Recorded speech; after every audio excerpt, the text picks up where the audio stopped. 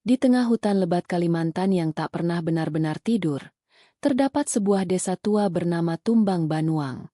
Desa itu nyaris tak dikenal orang luar. Tapi siapapun yang pernah menginjakan kaki di sana, tak akan pernah bisa melupakan satu hal, mandau tua yang tergantung di balai adat. Bukan mandau biasa. Konon, mandau itu haus darah, dan hanya muncul ketika sebuah peristiwa besar akan terjadi. Mandau itu disebut mandau beranak. Tidak hanya satu bilah, tapi terdiri dari dua, satu besar dan satu kecil, menyatu dalam satu sarung. Legenda menyebutkan, mandau ini hanya bisa digunakan oleh keturunan darah murni suku Dayak untuk membela tanah dan kehormatan. Tapi dalam cerita yang diceritakan secara berbisik-bisik oleh para tetua, mandau itu pernah digunakan untuk membalas dendam, dan sejak saat itu, kutukannya tak pernah berhenti. Adalah seorang pemuda bernama Yosua, seorang peneliti budaya dari Jakarta, yang mendapat informasi tentang mandau tersebut dari catatan harian kakeknya, yang dulunya adalah peneliti antropologi di masa kolonial. Kakeknya pernah menulis, "Jika kamu menemukan mandau beranak, jangan kamu sentuh." Ia tidak hanya menyimpan sejarah, tapi juga jiwa. Yosua yang ambisius, tak mengindahkan peringatan itu. Bersama seorang pemandu lokal, ia menembus belantara Kalimantan, menuju Tumbang Banuang. Perjalanan mereka penuh rintangan. Kabut turun tiba-tiba, suara-suara aneh terdengar dari dalam hutan, dan binatang-binatang liar menghilang entah kemana. Tapi mereka terus berjalan, seolah-olah ada kekuatan tak terlihat yang menuntun mereka ke sana. Sesampainya di desa, suasana terasa aneh. Penduduk desa terlihat ramah, tapi wajah mereka menyiratkan ketakutan. Beberapa di antara mereka diam-diam memberi isyarat agar Yosua pergi. Tapi malam itu, ia melihat mandau beranak untuk pertama kalinya, dan merasa seperti ditarik oleh kekuatan gaib. Ia tak bisa tidur. Dalam mimpinya, ia melihat seorang pria Dayak dengan tubuh penuh tato, wajah penuh darah, dan sorot mata yang menusuk, memanggilnya. Keesokan paginya, ia menemukan pemandunya hilang. Tak ada jejak, tapi mandau itu menghilang dari balai adat. Yosua dituduh mencuri, tapi ia bersumpah tidak pernah menyentuhnya. Ia bahkan bersedia diadili oleh tetua adat. Tapi saat ritual penghakiman akan dimulai, terdengar teriakan dari hutan. Pemandunya ditemukan, tergantung di pohon, tanpa kepala. Kejadian itu mengguncang seluruh desa. Para tetua langsung mengadakan upacara adat. Mereka yakin mandau beranak telah memilih. Tapi bukan untuk dijaga, melainkan untuk membalas dendam. Dalam beberapa malam berikutnya, satu persatu warga desa meninggal secara misterius. Luka sayatan rapi ditemukan di tubuh mereka, selalu pada leher dan dada. Tak ada jejak kaki, tak ada saksi. Tapi setiap pagi, suara lonceng kecil terdengar dari arah hutan. Lonceng yang hanya dipasang pada sarung mandau beranak. Yosua mulai kehilangan akal sehat. Ia merasa dibuntuti, bahkan dalam mimpinya. Pria Dayak bertato itu kembali muncul. Tapi kali ini, ia bicara. "Kau bukan keturunan kami, tapi darahmu sudah terikat." Yosua menggali lebih dalam. Ia membuka kembali catatan-catatan kakeknya dan menemukan sebuah rahasia besar. Kakeknya pernah menikahi wanita Dayak secara rahasia saat ia ditugaskan di Kalimantan. Wanita itu melahirkan seorang anak, dan anak itu adalah ayah Yosua.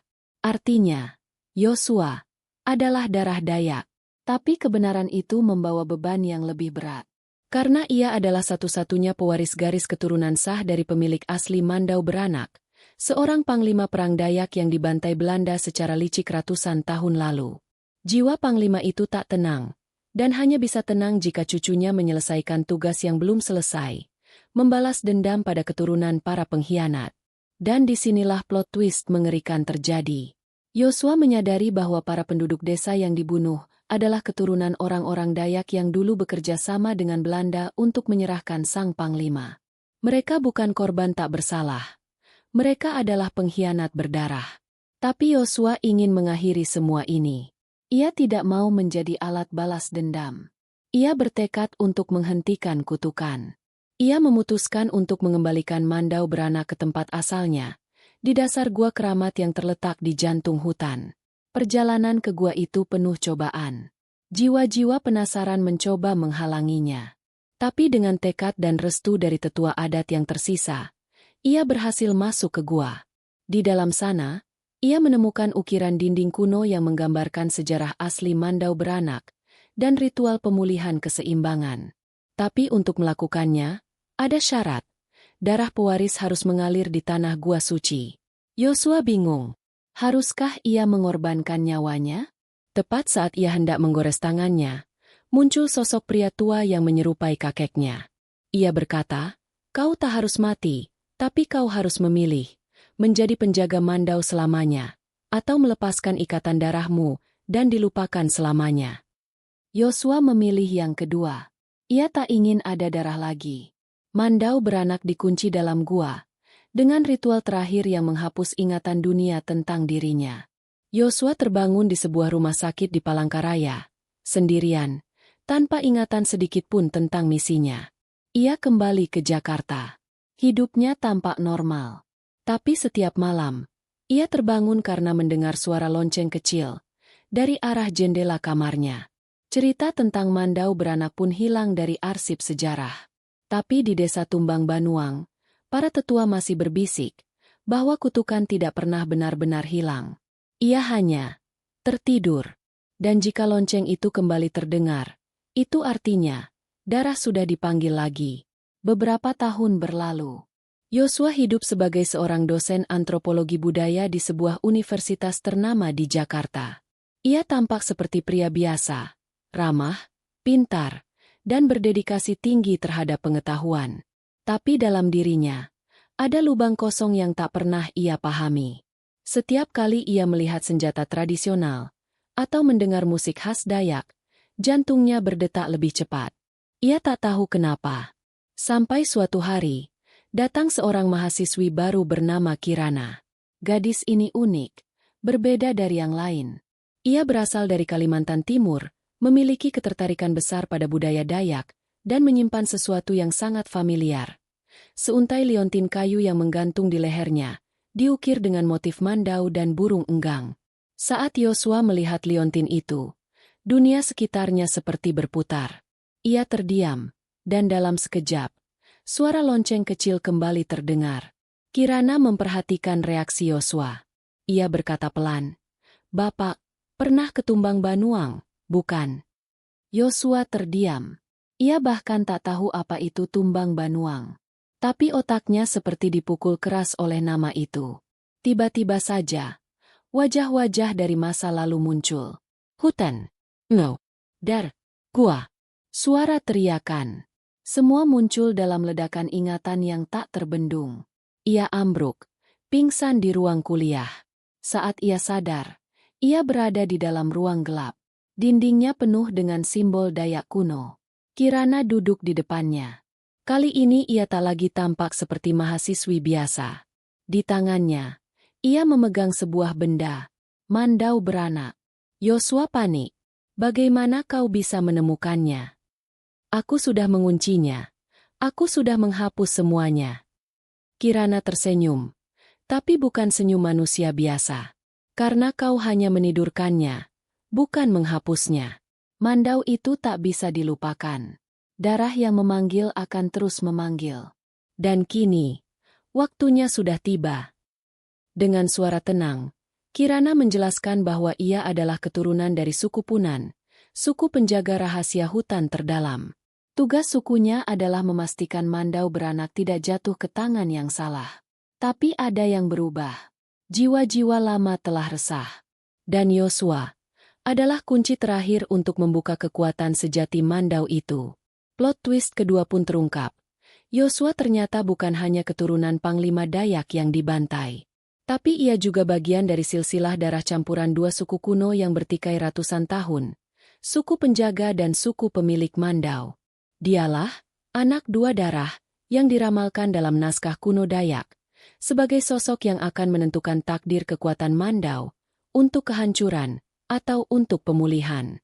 Namun, ada satu syarat terakhir, Yosua harus menjalani ritual perwujudan roh.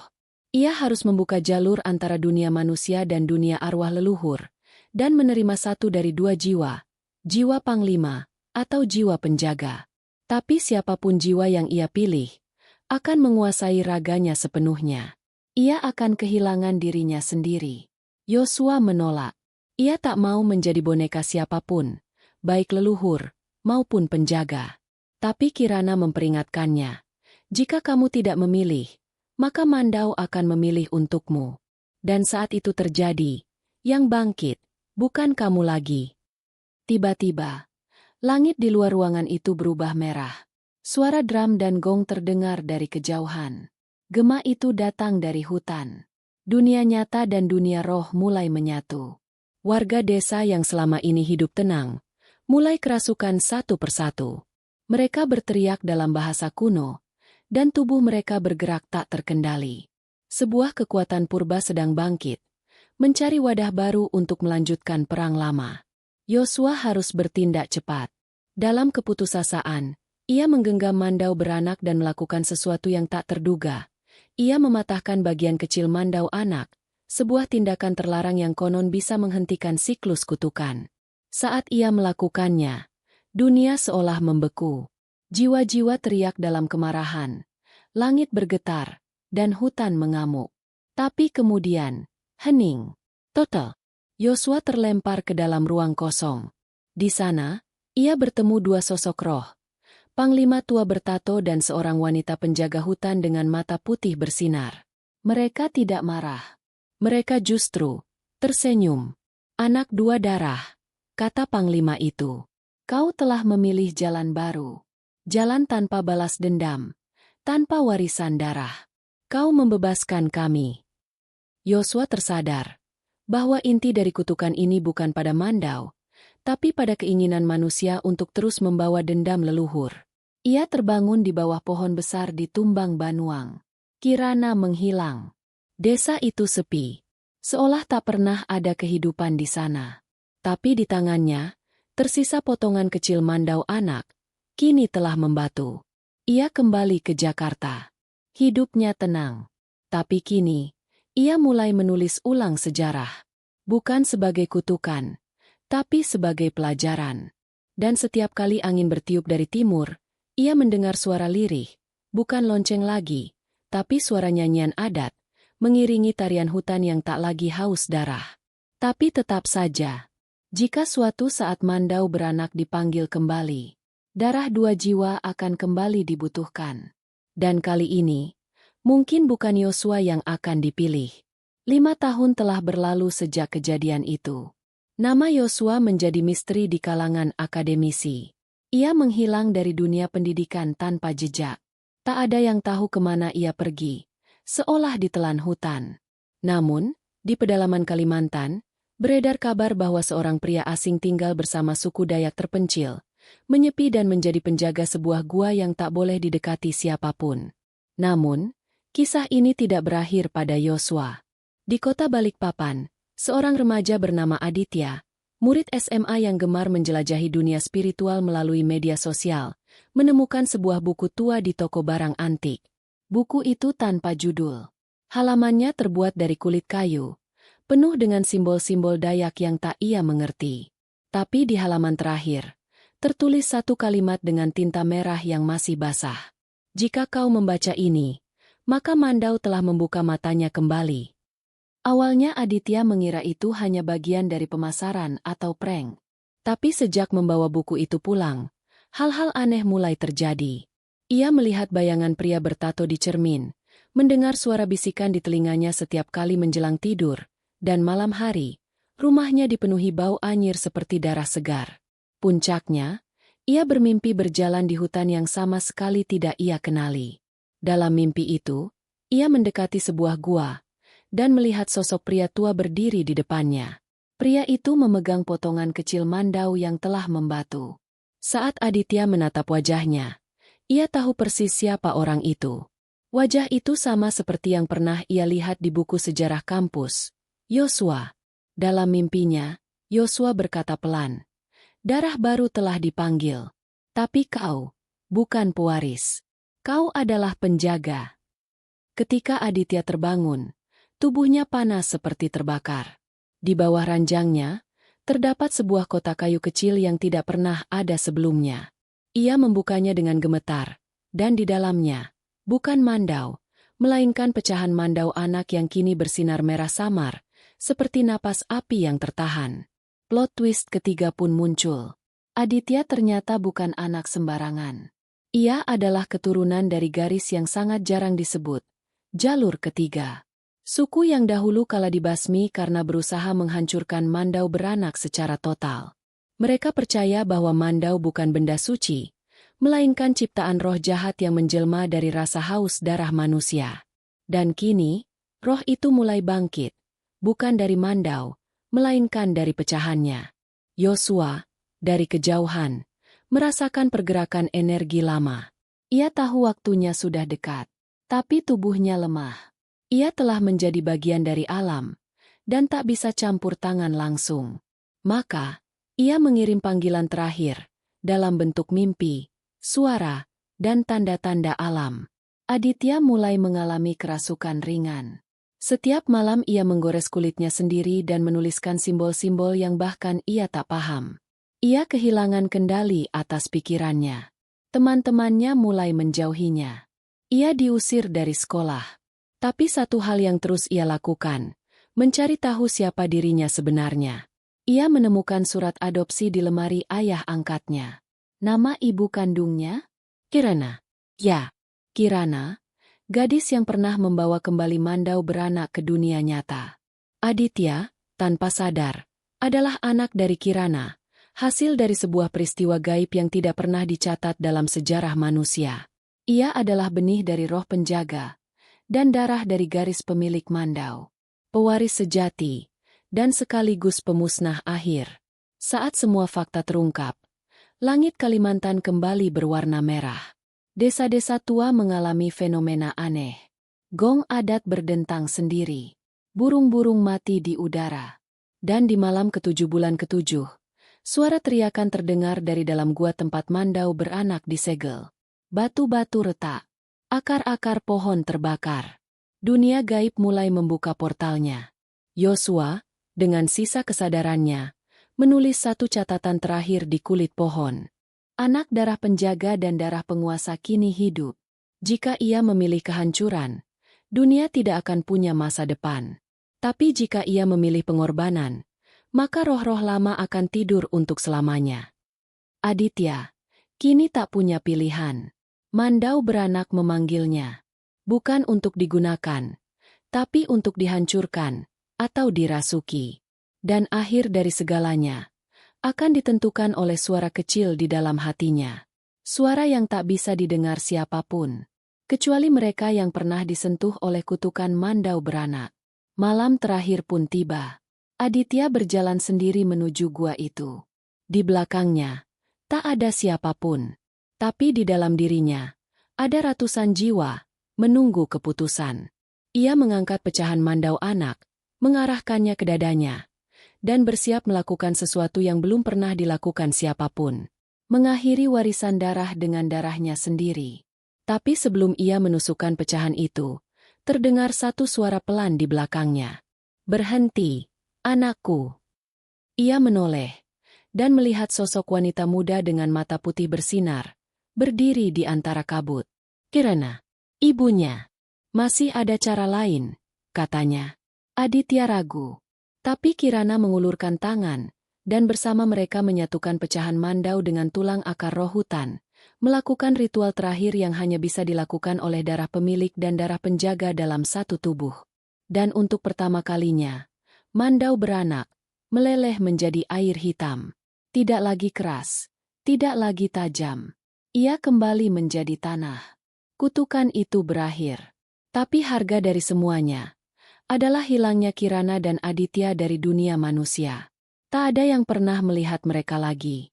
Namun, di tengah hutan Kalimantan, kadang terlihat dua bayangan berjalan berdampingan.